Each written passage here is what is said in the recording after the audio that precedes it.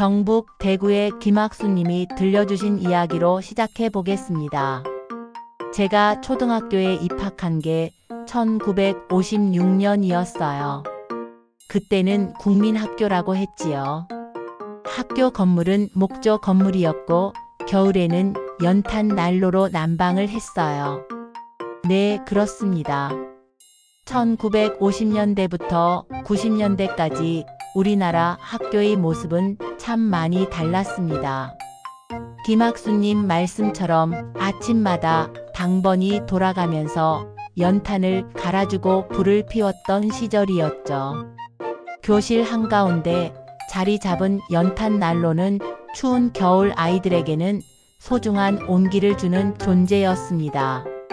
연탄재가 떨어져서 교실 바닥이 더러워지면 걸레질을 해야 했고 가끔 연기가 역류해서 눈이 따가울 때도 있었지만 그래도 그 온기만큼은 정말 고마웠던 기억이 나네요.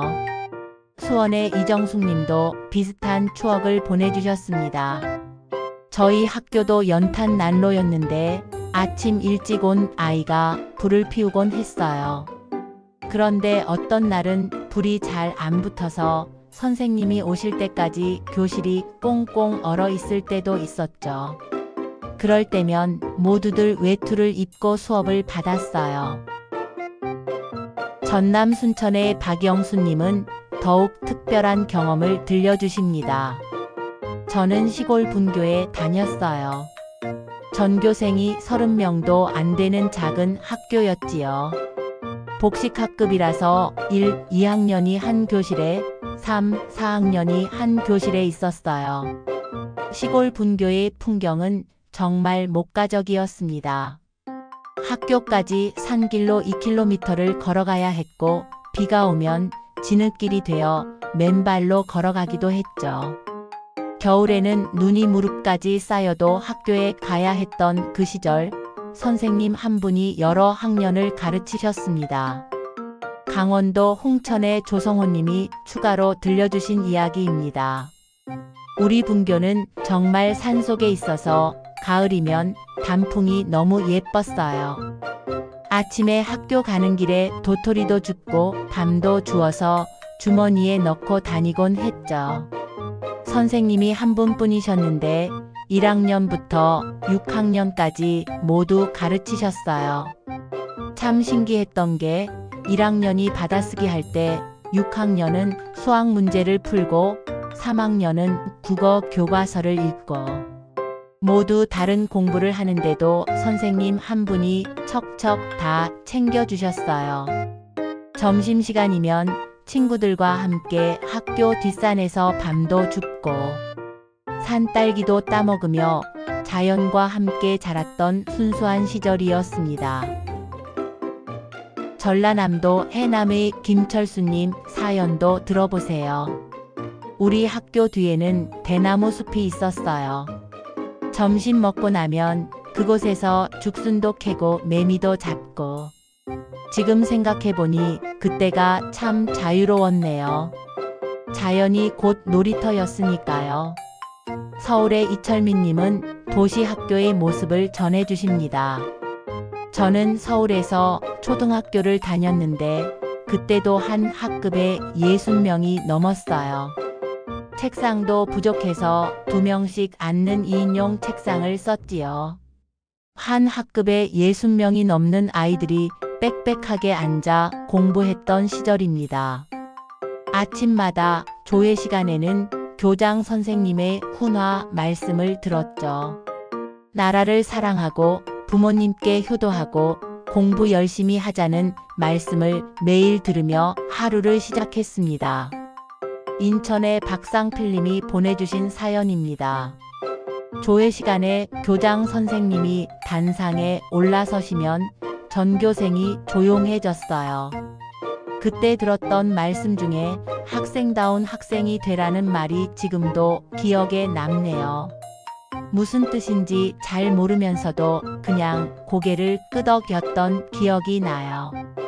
체조 시간에는 전교생이 운동장에 모여서 국민 체조를 했고 교복은 없었지만 다들 비슷한 옷을 입고 다니며 동질감을 느꼈던 시절이었습니다. 부산의 최순자님 이야기도 흥미롭네요. 우리 때는 교복이 없어서 각자 옷을 입고 다녔는데 그래도 모두들 비슷비슷했어요. 남자아이들은 반바지에 와이셔츠, 여자아이들은 치마에 블라우스. 지금 보면 참 단순했지만 그때는 그게 당연했죠. 김학수님은 선생님에 대한 기억도 생생하게 들려주십니다. 선생님은 정말 엄하셨어요. 숙제를 안 해오거나 말을 안 들으면 손바닥을 매로 맞았지요. 그런데도 선생님을 원망하기보다는 내가 잘못했구나 생각했어요. 그 시절 선생님은 정말 무섭지만 존경받는 존재였습니다. 울산의 박철구 님도 비슷한 기억을 전해주시네요. 우리 때는 선생님이 정말 무서웠어요. 매를 들고 교실에 들어오시면 교실이 조용해졌지요. 하지만 선생님을 무서워하기보다는 존경했어요. 선생님 말씀은 곧 법이었어요. 창원의 김영희님 사연도 들어보겠습니다. 담임 선생님이 무서워서 학교 가는 길에 만나면 멀리서부터 큰 소리로 인사를 드렸어요. 선생님 안녕하세요 하고요. 그런데 신기한 건 무서운 선생님이셨지만 우리를 정말 많이 사랑해 주셨다는 걸 나중에 알게 됐어요. 졸업하고 나서도 가끔 안부를 물어보시고 결혼할 때도 축하해 주셨거든요.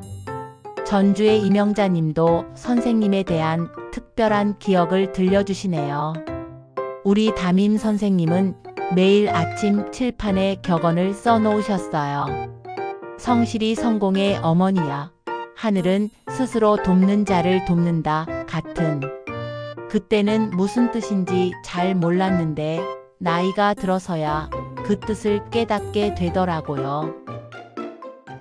부산의 최정자님이 들려주신 소풍 이야기는 정말 감동적입니다. 저희 학교에서는 매년 봄에 소풍을 갔어요. 1년 중에서 가장 기다려지는 행사였지요. 소풍 전날 밤에는 너무 설레서 잠이 안 왔어요. 소풍은 정말 1년 중 가장 설레는 행사였습니다. 소풍 장소에서는 반별로 둘러앉아 도시락을 나눠 먹었죠. 누구는 김밥을, 누구는 주먹밥을 싸왔지만 모두 맛있게 나눠 먹었습니다. 광주의 정미경님 사연입니다. 소풍 가기 전날 어머니가 김밥을 싸주시는 걸 지켜보는 게 그렇게 재밌었어요. 단무지도 넣고 계란도 부쳐서 넣고. 그런데 가장 기억에 남는 건 친구들과 나눠 먹었던 것들이에요. 누구는 사탕을 가져왔고 누구는 과자를. 모두 함께 나눠 먹었죠. 오후에는 보물찾기도 하고 장기자랑도 했죠. 대전의 홍길동님이 들려주신 이야기입니다. 소풍 가서 장기자랑 할 때가 가장 신났어요. 저는 노래를 불렀는데 퐁당퐁당이라는 동요를 불렀거든요. 친구들이 박수를 쳐줄 때의 그 기분을 지금도 잊을 수가 없어요. 그때가 정말 순수하고 즐거웠던 시절입니다. 마산의 김정호 님도 소풍의 추억을 전해주시네요. 소풍 갔다 오면 며칠 동안은 그 이야기로 떠들썩했어요. 누가 뭘 가져왔는지, 누가 어떤 장기를 보여줬는지. 그런 이야기들이 참 소중했던 것 같아요. 김학수님의 도시락 이야기도 빼놓을 수 없죠. 도시락은 보리밥에 짠지 몇 조각이 전부였어요. 가끔 달걀 하나라도 들어있으면 그날은 정말 기분이 좋았어요. 저희는 급식이 없어서 모두 도시락을 싸가지고 다녔어요. 보온병에 미지근한 물을 넣어서 가져가곤 했지요. 도시락 시간이 되면 친구들과 서로 구경을 했어요. 가끔 반찬을 바꿔 먹기도 하고 나눠 먹기도 했어요. 우리 집은 형편이 어려워서 늘 보리밥 도시락이었어요. 그런데 어느 날 어머니가 쌀밥을 싸주신 거예요. 나중에 알고 보니 친척 집에서 쌀을 조금 주셨다고 하더라고요. 그날 도시락이 얼마나 맛있던지 지금도 그때 쌀밥 맛을 기억해요. 안양의 최영자님 이야기입니다. 겨울에는 도시락이 너무 차가워져서 먹기가 힘들었어요. 그래서 연탄 난로 위에 올려놓고 데워서 먹곤 했는데 가끔 너무 오래 올려놓아서 밥이 바싹 타기도 했어요. 그래도 따뜻하니까 맛있게 먹었죠. 겨울에는 도시락이 차가워져서 연탄 난로 위에 올려놓고 데워서 먹었던 기억, 소풍날. 도시락은 평소보다 훨씬 푸짐했던 기억들이 새록새록 떠오르네요. 어머니가 병원에 입원하신 적이 있었어요. 그때 할머니가 도시락을 싸주셨는데 할머니는 요리를 잘 못하셨거든요.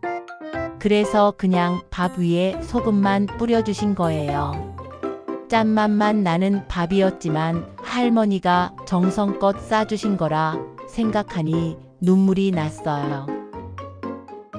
대전의 정병호님이 들려주신 운동회 이야기는 정말 감동적입니다. 우리 때는 운동회가 정말 큰 행사였어요. 한 달 전부터 준비해서 온 동네 사람들이 다 구경 왔어요.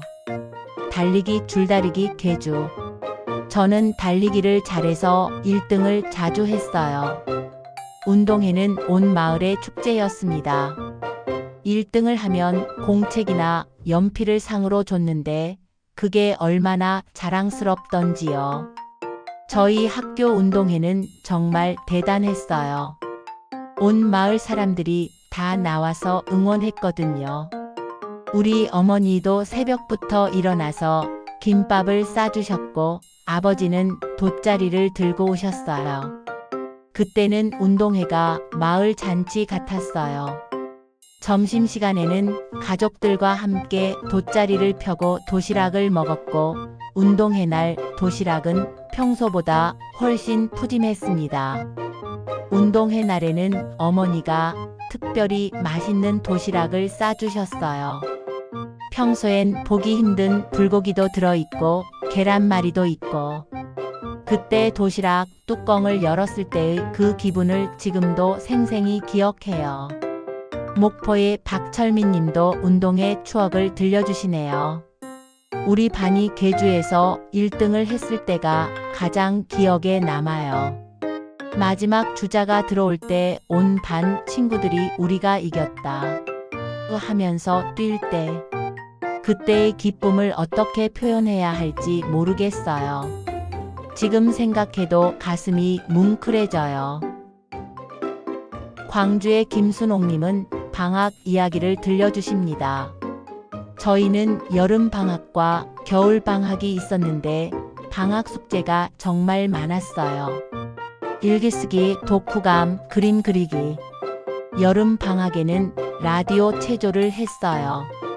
새벽 6시에 학교 운동장에 모여서 라디오에 맞춰 체조를 했어요.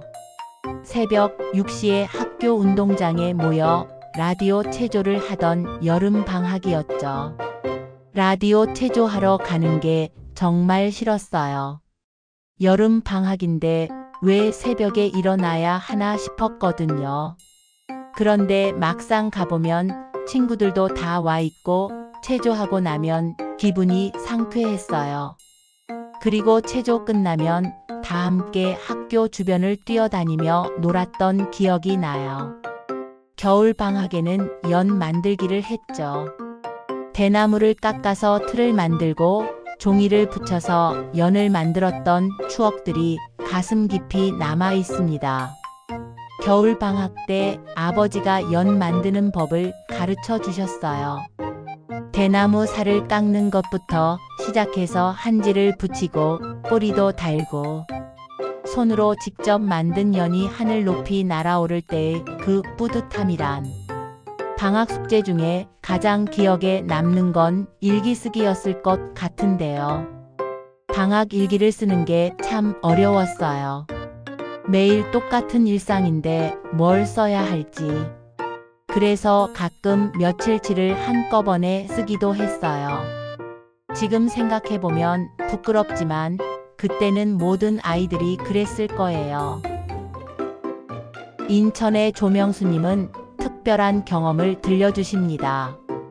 우리 학교에는 텃밭이 있었어요. 학급마다 작은 밭을 배정받아서 채소를 길렀지요. 상추, 무, 배추, 씨를 뿌리고 물을 주고 잡초도 뽑고. 농사 경험이 없는 도시 아이들에게는 신기한 체험이었어요. 수확할 때의 기쁨, 우리가 기른 채소를 집으로 가져가서 어머니께 드릴 때의 뿌듯함은 지금도 생생합니다. 가끔 토끼도 길렀던 그 시절, 자연과 함께 배우고 자랐던 소중한 시간들이었습니다. 우리 학교에서는 닭도 길렀어요. 학급마다 닭 2~3마리씩 맡아서 키웠는데 매일 돌아가면서 모이도 주고 물도 갈아주고. 그런데 어느 날 우리 반 닭이 달걀을 낳은 거예요. 그때 얼마나 신기했던지. 모든 아이들이 신기해하며 구경했어요. 중학교, 고등학교로 올라가면서 학교 생활은 또 다른 모습을 보였습니다. 서울의 정혜숙 님이 들려주신 70년대 중학교 이야기를 들어보겠습니다. 저는 70년대에 중학교를 다녔는데 교복이 있었어요. 검정 치마에 하얀 블라우스, 검정 조끼였죠. 머리는 단발로 잘라야 했고 귀 밑 3cm 이상은 안 됐어요. 매달 머리 검사가 있어서 자로 재기도 했던 그 시절이었죠. 남학생들은 교련복을 입고 교련 시간에 총검술도 배웠습니다. 교련 시간이 되면 모두 교련복으로 갈아입었어요. 카키색 교련복에 전투모를 쓰고 운동장에서 제식 훈련도 하고 총검술도 배웠어요. 그때는 그게 당연한 수업이라고 생각했는데 지금 생각해보면 참 특별한 시절이었네요. 부산의 김영자님도 비슷한 기억을 전해주시네요. 여고 시절엔 치마 길이 검사가 엄격했어요. 무릎을 꿇고 앉아서 치마가 바닥에 닿아야 했죠. 파마는 절대 금지였고 화장품 냄새라도 나면 큰일 났어요. 우리 학교는 매월 첫째 주 월요일이 복장 검사 날이었어요. 교문에서 선생님들이 서 계시면서 하나하나 체크하셨어요. 치마 길이는 물론이고 양말 색깔, 신발 상태까지. 조금이라도 단정하지 않으면 벌점을 받았어요. 남학생들은 머리를 스포츠형으로 짧게 잘라야 했어요. 앞머리가 눈썹을 가리면 안 되고 옆머리는 귀를 가리면 안 됐어요. 이발소에 가서 학생 머리로 해주세요 하면 이발사 아저씨가 알아서 잘라주시곤 했어요. 대구의 박명호님은 고등학교 시절을 이렇게 회상하십니다. 고등학교 때는 야간 자율 학습이 있었어요. 밤 10시까지 학교에서 공부했죠. 촛불 시위로 휴교령이 내려진 적도 있었어요. 그때는 정말 격동의 시대였죠. 야간 자율 학습은 정말 힘들었지만 그 나름의 추억이 있었죠. 야자 시간에 몰래 쪽지를 주고받았던 기억이 나요. 친구들과 작은 종이에 글씨를 써서 전달하곤 했는데 들키면 큰일 났어요. 그래도 그런 작은 일탈이 재미있었어요. 십시에 끝나고 집에 가는 길이 참 좋았어요. 친구들과 함께 집까지 걸어가면서 하루 있었던 일들을 얘기하곤 했어요. 그때는 힘들다고 생각했는데 지금 보니 참 순수했던 시절이네요. 금요일 오후에는 16필름으로 교실에서 영화 감상을 했고 수학여행은 경주나 제주도가 전부였지만 그래도 정말 설렜던 시절이었습니다. 전주의 최순영님 사연입니다.